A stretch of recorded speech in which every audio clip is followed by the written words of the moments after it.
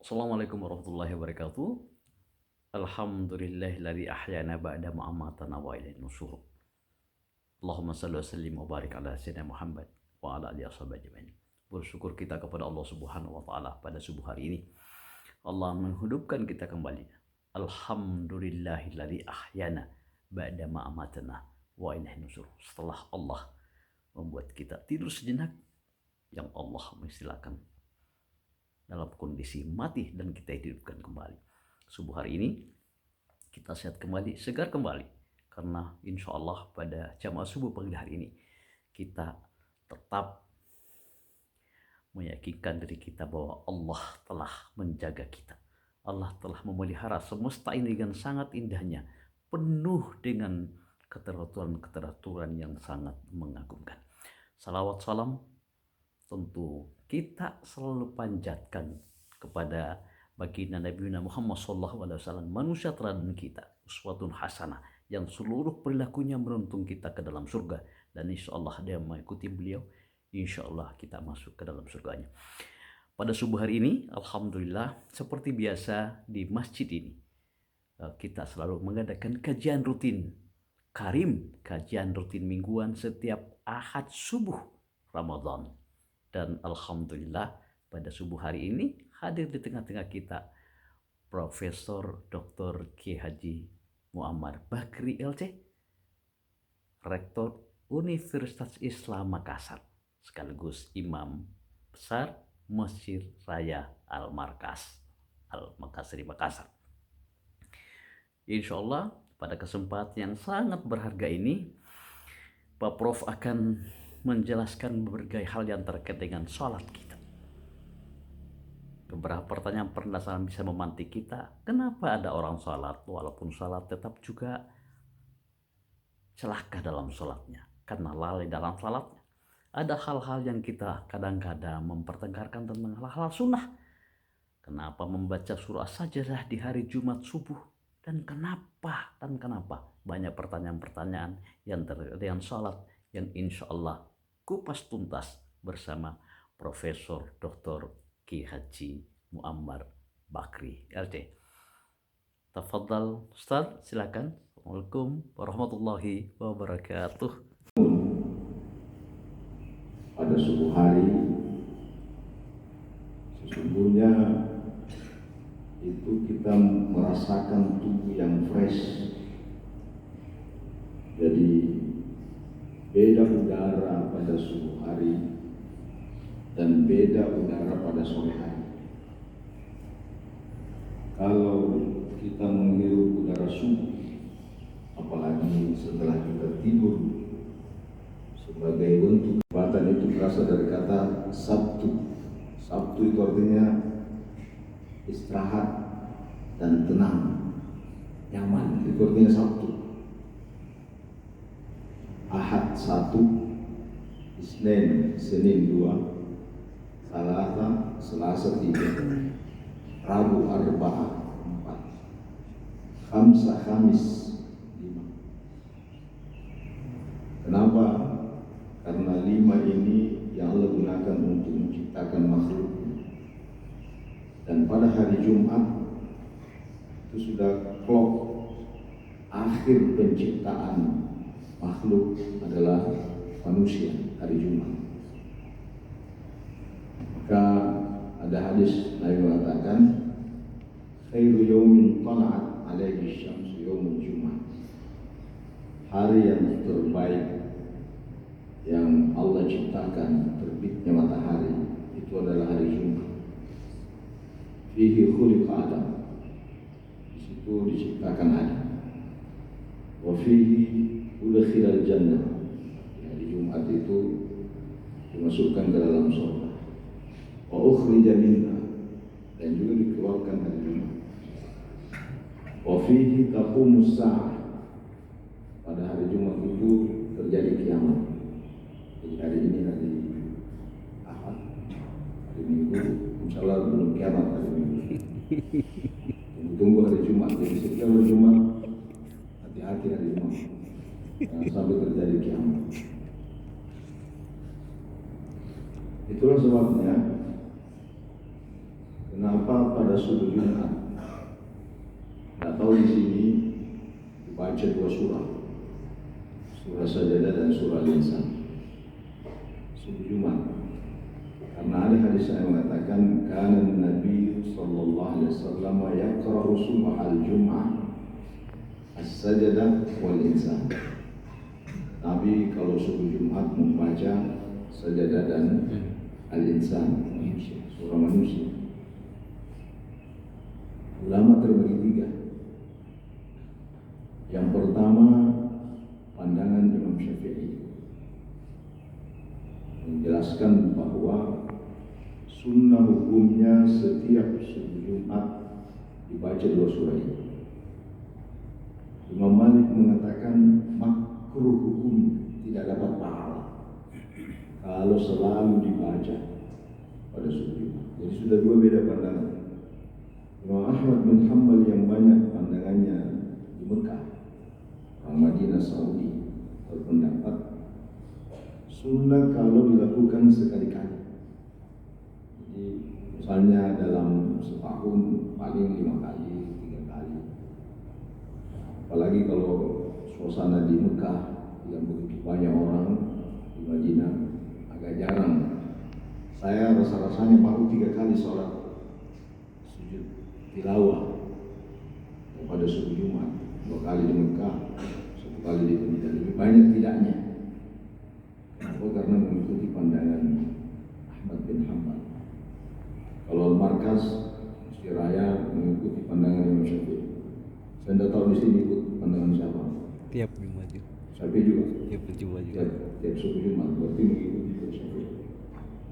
Semuanya ada satu sumber dalilnya, tapi cara ulama memahami dalil itu yang beda-beda. Jadi tidak ada masalah. Kalau mau lakukan silakan, tidak mau lakukan silakan. Yang penting salat subuh. Tak usah berdebat sunnah atau tidaknya atau makruhnya. Yang utama adalah salat subuhnya. Kenapa dua surah ini dibaca? Karena ada di dalam surah yang pertama sujud. Kita sujud di rakaat pertama ada ayat alladzi ahsana kulla syai'in khalaqahu wa bada'a khalqal insani min tin. Allah yang menciptakan segala sesuatunya baik, terbaik, dan memulai proses penciptaan manusia dari tanah. Jadi kita klop dengan hadis tadi bahwa manusia Adam diciptakan pada hari Jumat, dan manusia yang terbaik adalah manusia yang ketika mendengarkan ayat-ayat Allah kharru sujada wa sabbahu bihamdi rabbihim wa hum la yastakbirun. Mereka tersungkur jatuh sujud di hadapan Allah. Itulah nilai manusia ketika dia bisa sujud di hadapan Allah. Makanya kalau sujud tilawah itu bacanya agak beda. Kita baca sajadah wajhiyah alladzi khalaqahu wa syaqqahu wa syaqqa sam'ahu wa basarahu haulihi wa quwwatihi wa tabarakallahu ahsanul khaliqin. Kalau panjang suruh Pak Imam nanti tuliskan. Jangan keluar kalau tidak dituliskan. Kalau susah dihafal, baca saja subhana rabbiyal, karena di situ wasabbahu, mereka bertasbih. Disebutkan di situ wajah, sajadah wajhiyah, wajah. Padahal ada 7 anggota tubuh kita yang sujud. Kalau salah satu di antaranya tidak sujud, maka tidak sah sujud kita, dan kalau tidak sah sujud kita, tidak sah sholat kita. Coba yang 7 itu dari bawah 2 jari kaki, naik ke atas 2 lutut, naik ke atas 2 tangan, telapak tangan, sudah 6. Mana yang ke-7?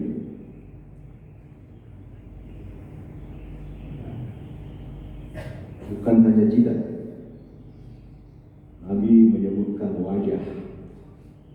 Dan ketika menyebutkan wajah, asyara bi anfi, dia tunjuk hidungnya. Berarti hidung wajib sujud. Kalau ada yang sujud tidak sujud hidungnya, tidak sempurna sujud. Bagaimana kalau punya hidungnya? Dia punya hidungnya kasih apa saja. Sujudkan itu wajahnya termasuk hidungnya. Kenapa disebutkan wajah? Karena inilah sesungguhnya simbol kehormatan manusia ada di wajahnya. Saya tahu bapak-bapak, ibu-ibu, kalau melihat wajahnya dan mengetahui namanya dari wajahnya. Itulah sebabnya kalau ada orang yang ditangkap, biasa tidak di televisi, orangnya sembunyi, tangannya, wajahnya bisa. Ya. Kenapa? Karena sudah kehilangan kehormatan, kehilangan muka. Orang yang tidak ada malunya dibilang kebal muka. Itu yang sujud di hadapan Allah, yang banyak menghabiskan uangnya bapak-bapak untuk perawatan ibu-ibu. Ya kan? Ibu-ibu kalau perawatan apanya lebih banyak habiskan uang? Wajahnya. Karena seringnya perawatan wajah, akhirnya berbeda wajah, kulit wajah dengan kulit tangan. Ya, kecil lagi rupanya, apakah mengarah? Mika gimana? Leleng. Mamai itu yang sujud. Wajah itu yang sujud. Coba bayangkan, salat itu 5 gerakannya. Ada berdiri, tempat berdirinya namanya maqam. Tapi tempat ibadah kita tidak dikatakan maqam, nanti dibilang kuburan. Ada ruku, tempat ruku namanya marka. Tapi tempat ibadah kita tidak dikatakan marka, nanti dikira marka jalan. Ada duduk, tempat duduk namanya majelis. Tapi tempat ibadah kita ini tidak dikatakan majelis. Nanti banyak pergi demo majelis permusyawaratan rakyat. DPR. Ada sujud, ada sujud. Tempat sujud namanya masjid, harus dikatakan masjid. Kenapa? Di antara gerakan salat yang paling hina seseorang itu ketika sujud. Banyak model penghormatan membungkuk ruku, kayak orang Jepang kan ruku. Ada juga gaya duduk seperti orang Jogja misalnya. Ya, kalau penghormatannya dengan duduk, jadi kurang ajar kalau bicara sama rakyat dalam keadaan berdiri, harus duduk. Penghormatannya dalam bentuk. Tapi belum ada orang yang hormat sambil hormat dia sujud, sambil bicara dia sujud. Tidak ada kan?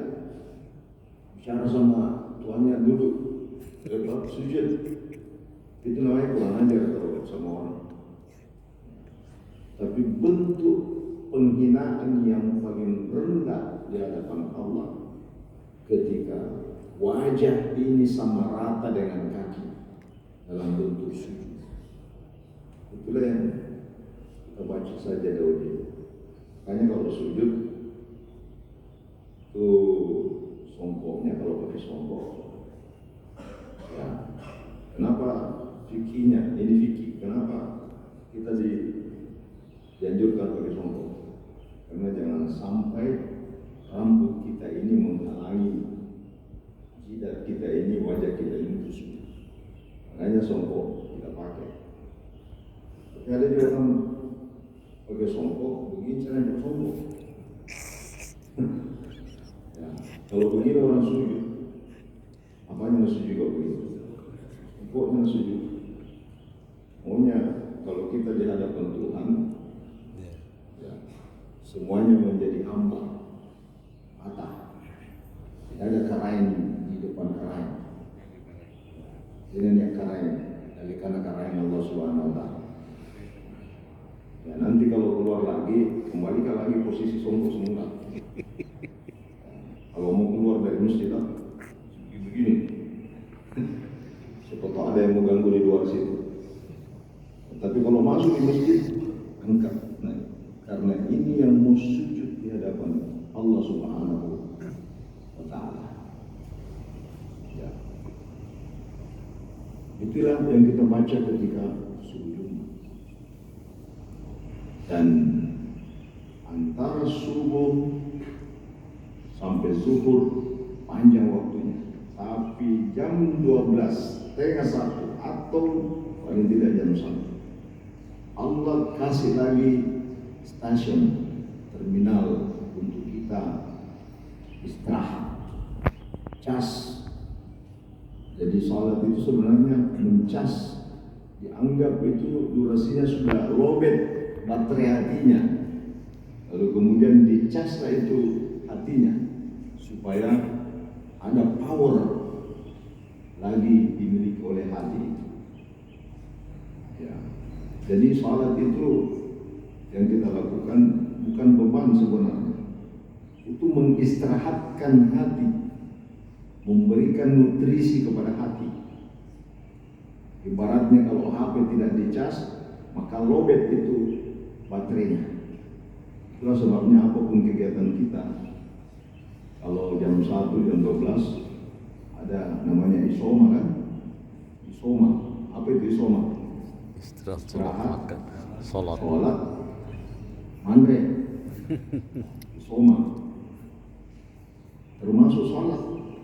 Nah, zuhur ke asar itu jaraknya hanya singkat 2-3 jam. Tapi ketika masuk sore, Allah bersumpah kembali, wal asri. Ini waktu asar, wal asri. Kenapa sore dikatakan asar? Asar itu artinya itu perasan. Jadi kalau kita minta jus mangga di Arab, kita bilang asar atau asir manja. Itu artinya jus mangga jadi. Kalau kita minta jus alpukat, berarti kita bilang asir alpukat. Jadi alpukat itu bahasa Arab. Semuanya yang ada alnya itu bahasa Arab.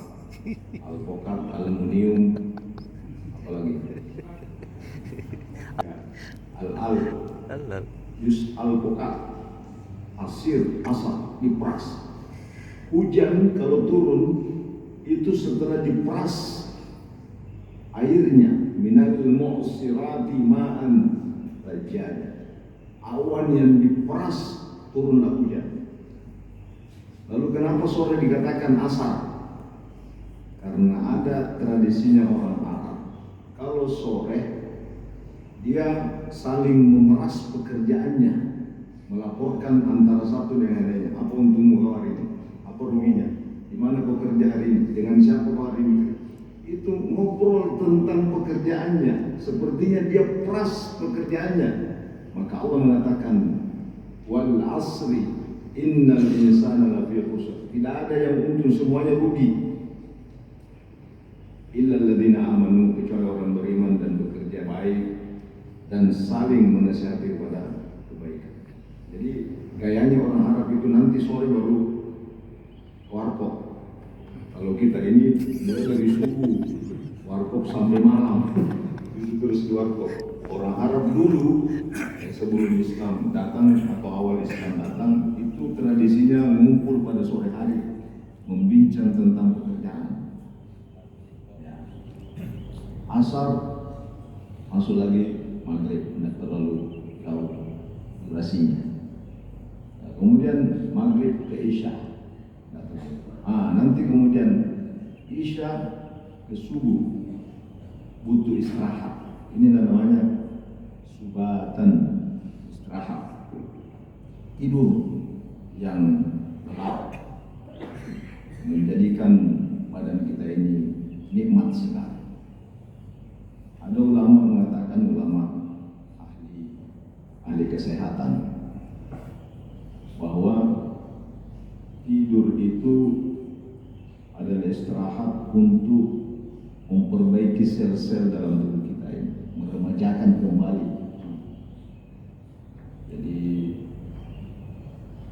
ada juga obat katanya untuk meremajakan tubuh itu, ada namanya suntik stem cell ya. Stem cell. Stem cell.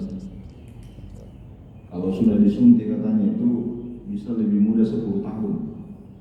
Jadi kalau ada yang mau lebih muda 10 tahun, suntik lagi stem cell.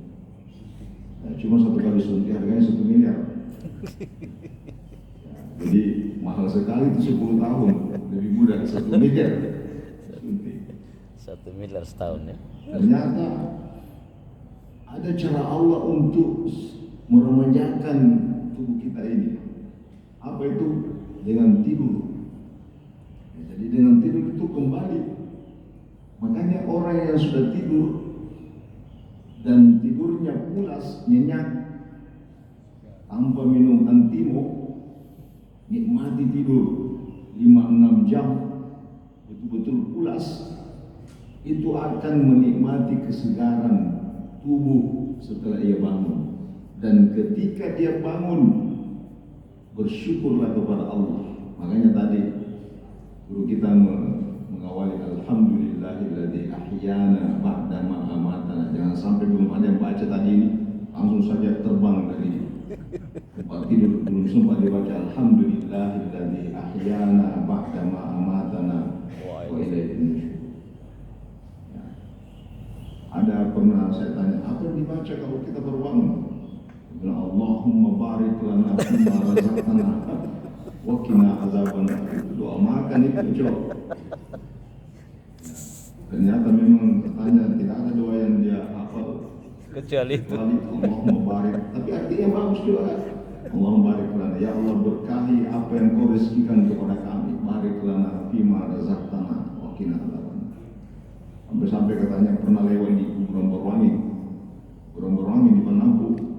Ada bikin takut dia, karena takutnya langsung dia baca itu Allahumma barik lana sambil lari, Allahumma barik lana. Ternyata yang belum lagi itu saya tanya, kenapa bisa? Woi, kita mau dimakan sama itu orang. Saya tanya juga lari. Jadi setiap momen ada doa, doa bangun tidur. Karena Allah Subhanahu wa Ta'ala memberikan nikmat kita dengan tidur, maka kita alhamdulillah, itu minimal. Jadi sudah 5 station, 5 waktu yang Allah tetapkan untuk mencas hati kita ini supaya hati kita tertarik. Suatu hari Nabi bertanya kepada sahabat, kalau ada di antara kalian di depan rumahnya ada sungai, lalu ia mandi 5 kali sehari semalam, hal baqiya min darnihi syai', kira-kira masih ada dakinya dari orang. Kalau bahasa kita, kira-kira masih 10 orang yang 5 kali mandi. Mesebumu pak hari kong kata ucapnya kelima sesuatu ini mesebumu pak. Nabi bilang begitu. Apa kata sahabat? La ya Rasulullah, tidak lagi ya Rasulullah. Yang penting mandi ya. Lain kalau siram-siram saja badan, lain itu. Ya, di sini mandi al-ghusl. Inilah yang kita lakukan kalau kita berwudu. Ya, Al-Quran mengatakan, "Waskala orang beriman, idza kuntum ila shalah." Ya, mencuci itu ya. Ya. Dalam kitab fikih, mencuci itu ketika berwudu ada 2 yang dilakukan. Pertama memijat, kedua menggosok. Kalau saya begini, ini ada pijatan di sini.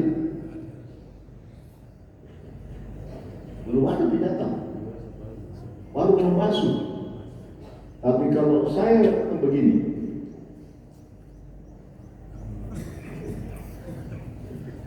ya, kira-kira kalau begitu itu mencuci tadi atau membasuh? Mencuci, karena saya sudah pijat-pijat. Coba enaknya itu ketika kita berwudu, Pak, dipijat ini, lalu digosok-gosok ini. Tidak perlu ibu pergi perawatan di sana. Ya, masa katanya bapak, terapi. Ini terapi wajah. Ya, jadi 5 kali kita gosok, kita pijat, itu minimal 5 kali minimal. Sehingga kalau sudah kita lakukan dengan benar, tidak ada orang yang pergi salat subuh begini gayanya. Kalau ada begini gayanya pergi salat subuh, berbicaranya beruduk belum bagus. Wajahillah, la nuridu minkum jazaan wala syukura.